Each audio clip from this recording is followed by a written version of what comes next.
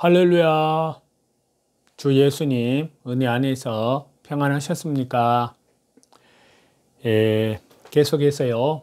예수님의 재림에 대한 말씀을 그 징조를 말씀을 드리고 있는데요. 예수님의 재림이 멈춰지는 그것은 첫 번째는 오래 참으시는 하나님, 그리고 두 번째는 제약이 더 충만해져야 되고요. 세 번째는 비문명국들의 디지털화 속도이고요. 네 번째는 세계화 반대 세력의 저항 운동이라고 말씀드렸고요. 다섯 번째로는 이스라엘과 세계 현황, 그리고 여섯 번째로는 배교의 진행도라고 말씀을 드렸는데요. 이제 마지막으로 이제 모두가 지쳐 포기할 때, 그때가 되면은 하나님께서 예수님 이 땅에 재림하실 걸로 보입니다.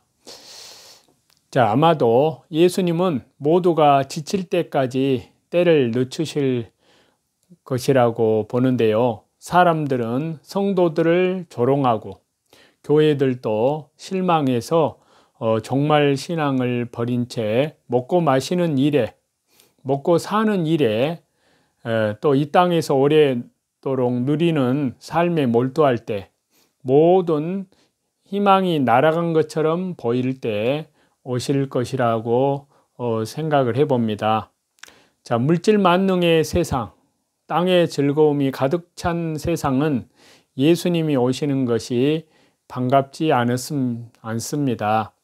자, 성도들조차도 고난의 세월을 살던 옛 사람들이 부르던 주님의 고대가 같은 그 찬송은 이제 부르지 않습니다. 세상에 기대할 것이 많고 누려보고 싶은 것이 많기 때문인데요. 그렇지만요, 영적으로는 모두 기진하여 결국 쓰러지고 말 것입니다. 그때가 되어야 주 예수님께서는 성도들을 부르실지 모릅니다. 마치 물에 빠진 사람이 자신의 힘으로 어떤 시도도 하지 못할 때까지 스스로 살아보려는 허튼 노력으로 더 깊이 빠지다가도 결국 의식을 잃을 때쯤 주님이 구해주시지 않을까. 자기 힘을 보태려 할수록 구원과는 멀어집니다. 오직 주 예수님의 공로로만 얻는 구원의 원리처럼 주님의 재림 때도 그렇게 이루어지지 않을까. 자, 예수님의 재림도 일종의 구원이자 구출인데요. 성도들도 자기 것, 자기의 행위로 무언가 해보려던 모든 시도가 빗나가고 아무 희망도 없어 보일 때 주 예수님께서는 공중에 나타나실 것이라고 생각을 해봅니다. 결론적으로 우리는 하나님만 바라보고 사도들이 가르친 복음의 원형을 지키면서요, 옛 신앙을 지속적으로 리마인드하는 일에 힘을 쏟아야 합니다.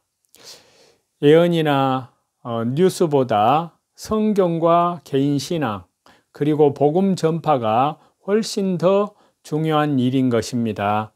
살아서 주님을 맞이하는 것이 모든 성도의 희망이겠지만요, 그렇지 못할 수도 있습니다.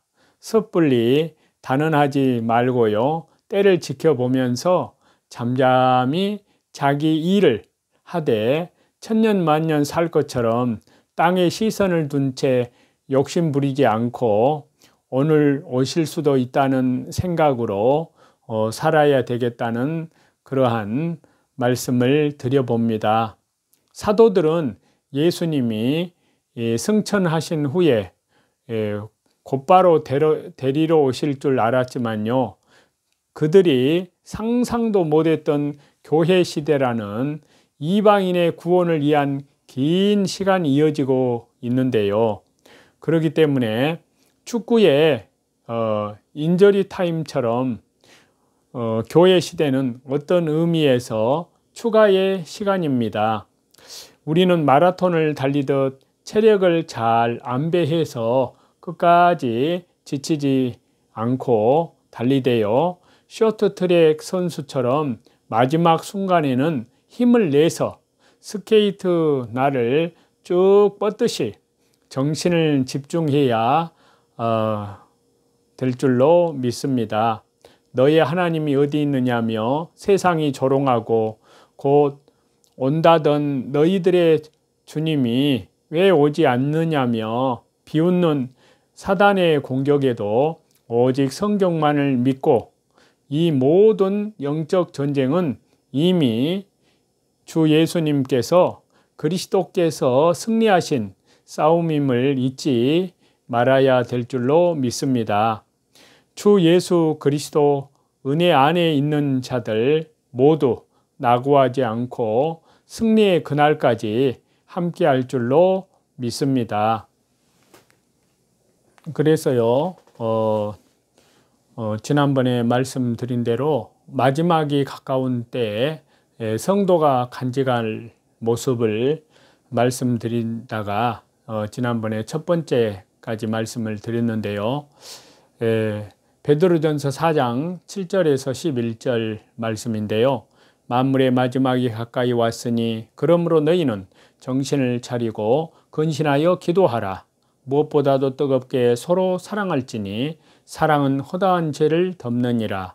서로 대접하기를 원망 없이 하고 각각 은사를 받은 대로 하나님의 여러 가지 은혜를 맡은 선한 청지기 같이 서로 봉사하라. 만일 누가 말하려면 하나님의 말씀을 하는 것 같이 하고 누가 봉사하려면 하나님이 공급하시는 힘으로 하는 것 같이 하라. 이는 범사에 예수 그리스도로 말미암아 하나님이 영광을 받으시게 하려 함이니 그에게 영광과 권능이 세세 무궁하도록 있느니라. 아멘. 그래서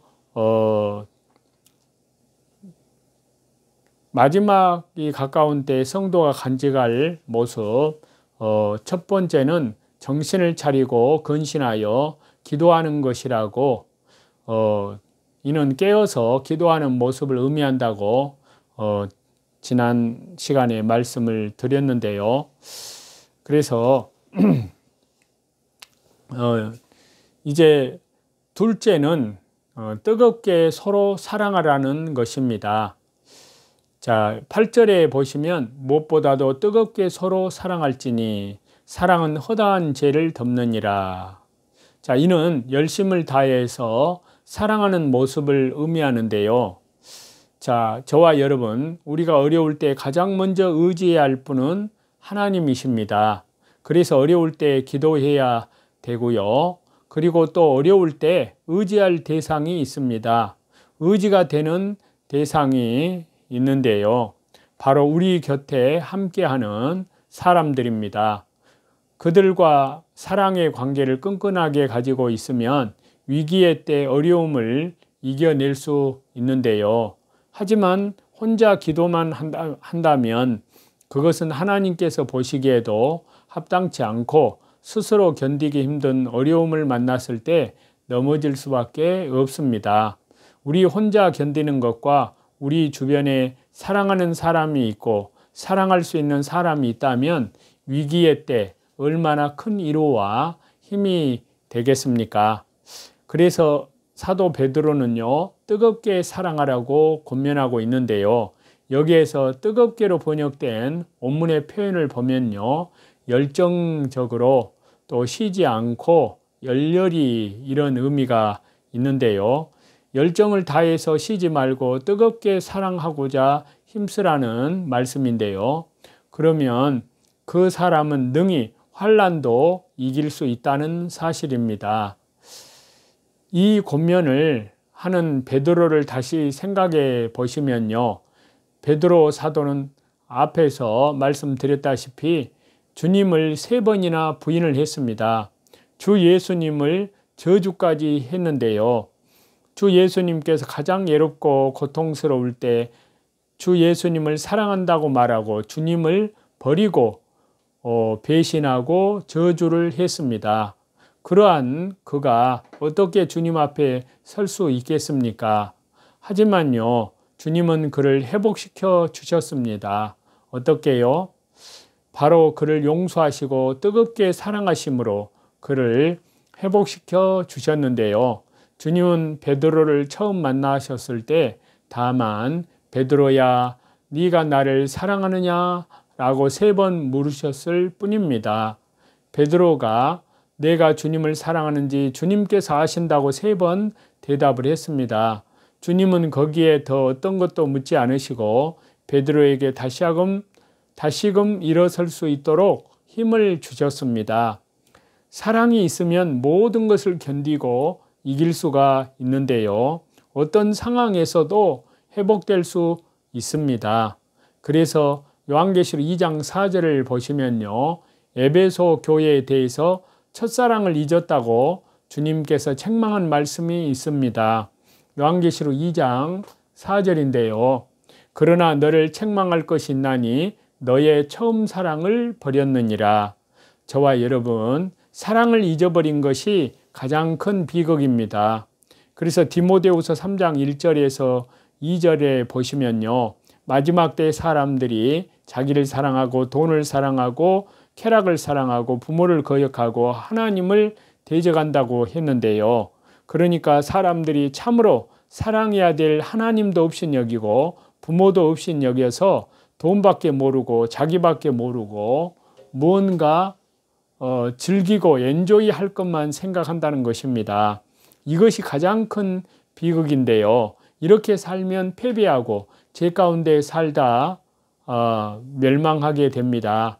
그렇지만요, 어떤 상황에서도 사랑하고 용서하고 살아가는 사람들은, 그러한 그리스도인들은 하나님께서 회복시켜 주시고 견디게 하시고 승리하게 해 주신다는 사실입니다. 지금 지구상에서 가장 큰 이슈는요, 중동 이스라엘에서 벌어지는 전쟁인데요. 하마스라는 팔레스타인 무장단체가 10월 7일 이스라엘의 초막절 절기 끝날에 미사일 5천여 발을 이스라엘에 발사를 했고 민간인들을 살해하고 납치했습니다. 이에 이스라엘 총리인 네타냐후는 강력한 복수를 천명하면서 하마스의 거처를 폐허로 만들어버리겠다고 하였고, 그 같은 보복을 통해서 사상자들이 갈수록 늘고 있는데요. 저와 여러분, 세상의 모습은 폭력이 더 큰 폭력으로 이어지고 억울한 일을 당하면 복수를 해야 직성이 풀리기에 해를 받으면 더 큰 해를 가하기도 합니다.